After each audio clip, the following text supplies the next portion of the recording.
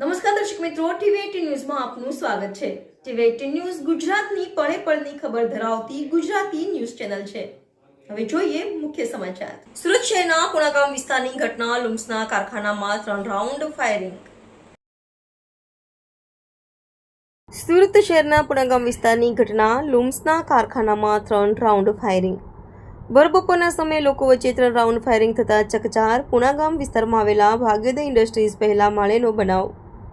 જૂના કારીગર દ્વારા 3 રાઉન્ડ ફાયરિંગ। લુમ્સના કારખાનામાં કારીગર દ્વારા માલિક સાથે માથાકૂટ કરી હતી।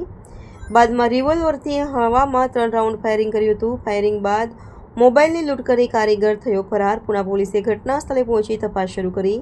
શહેર ક્રાઇમ બ્રાન્ચની ટીમ પણ તપાસમાં જોડાઈ। સીસીટીવીના આધારે આરોપીને પકડવા તપાસ તેજ।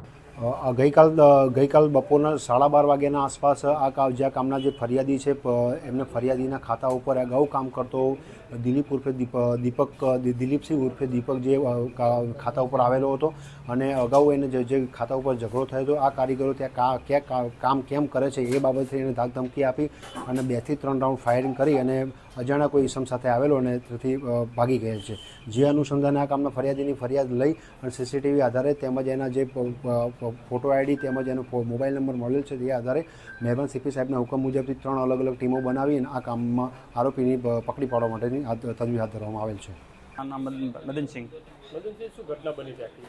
શું કરે ત્યાં હું માર્કેટ તો ત્યાં પાછળથી કોઈ 2 અંજાણ્યા શખ્સ આવ્યા એટલે કારીગરોને ધમકાયા, કારીગરોને માર્યા और કારીગરો પાસે પૈસા લીધા और મોબાઈલ પણ લઈ લીધો અને પછી કારીગરોને ધમકાયા, માર્યા, પીટ્યા, પછી 2 ફાયરિંગ કીધા અને પછી કારીગરોને ધમકી આપી કે તમારે અહીંયા કામ નહીં કરવાનો અને પછી પાછો કારીગર એમ કહીને ગયો કે તમારા શેઠને કહી દીધું કે 10 લાખ રૂપિયા રાખે, હું અઠવાડિયે પાછો આવું છું।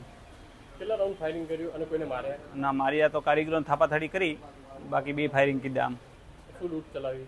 લૂંટ મોબાઈલ લઈ ગયા 2 और કારીગરો પાસે પૈસા લઈ ગયા। કોણ છે, તમને શું લાગે છે? એટલે ટપોરી લોકો છે બધા સમજી ગયા। કામ કરતા હતા તમારા ત્યાં? પહેલાં અહીંયા 1.5 વર્ષ અહીંયા કામ કરીને ગયું, 1.5 મહિનો પહેલાં કામ કરી ગયું છે।